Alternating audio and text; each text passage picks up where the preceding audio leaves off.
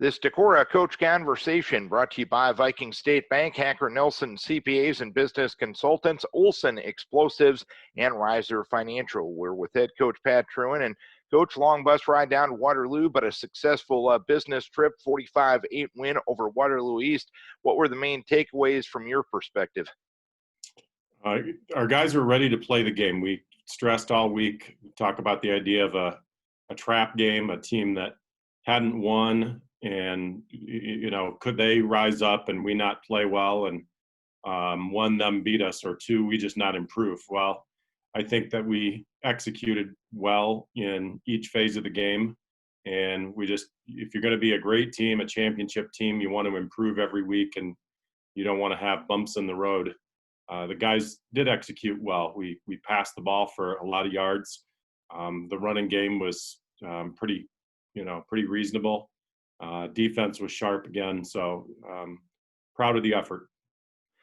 And you mentioned the passing game. I was struck by the efficiency in your passing game, whether it was Briggs at quarterback or Keenan Tyler. Overall, 12 of 14, 250 yards and 3 touchdowns. You really can't get a lot more efficient than that, can you?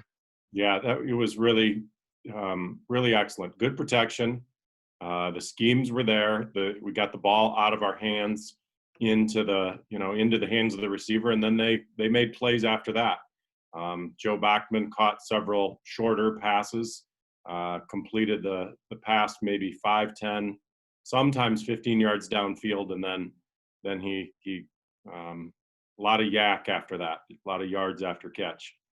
And you mentioned Joe, 7 catches, 196 yards, and 2 touchdowns. How has he developed as a receiver and really a big play threat for your squad?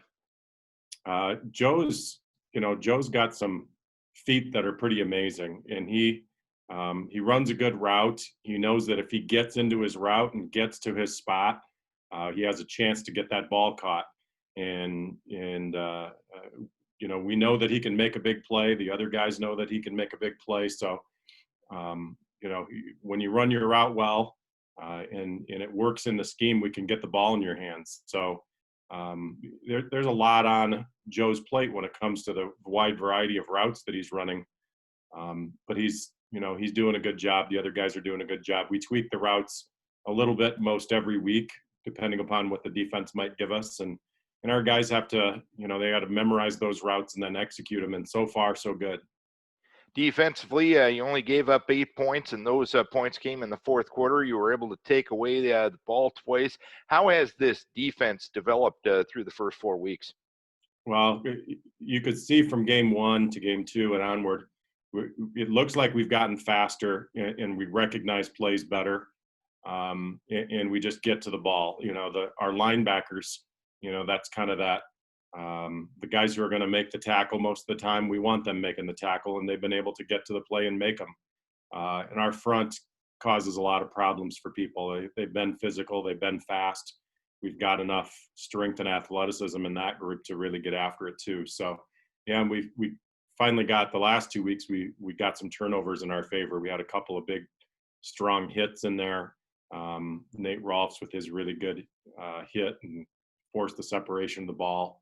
And that's the other thing. More guys are rising up. We played probably 15, 16 guys on defense in the rotation, and the guys who are out there really got the job done. They had their fun and they kept growing.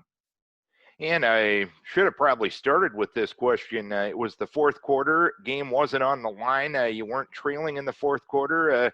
You were a little bit at a comfort level. Did that make you a little uncomfortable based on the first 3 weeks? No, as you've heard me say before, I kind of like it when we can get the game more in hand earlier. I think as coaches, we love getting everybody in the ball game. We love a comfortable win here and there, but it's important to have those tight wins too. The ones where you have to come through in the end. And we'll probably be back to that before you know it. The last 3 teams we play are all pretty talented, pretty good. But it felt good to get everybody in, a lot of people in some very important times in the game. Charles City, your opponent this week. Hard to believe the final road trip you will make in the regular season. Comets, I know, had a couple weeks off due to some COVID-19 situations. What has stood out about them while watching them on film? They are very physical. Their front five is strong and big, and they're fullbacks, linebackers. They run downhill, and then with the option game, you got to be very sound. They haven't put points on the board, but I'd said it earlier in the week in the preview, the newspaper type preview too, is they're very capable of putting points on the board. This offense, you need some games under your belt to get things going. But the option game, as we've seen from other teams before, it's seen from Luther College and other teams, it can be really hard to stop if you aren't disciplined. And so we're working a lot on team scheme this week and team defense and really trying to be gap sound. But their running game is the big thing, and we're going to have to be really disciplined. But they've got some real talent. All right, Coach, keep your kids healthy. We wish you best of luck once again this week. Thank you. This Decorah Coach Conversation brought to you by Viking State Bank, Hacker Nelson CPAs and Business Consultants, Olson Explosives, and Reiser Financial.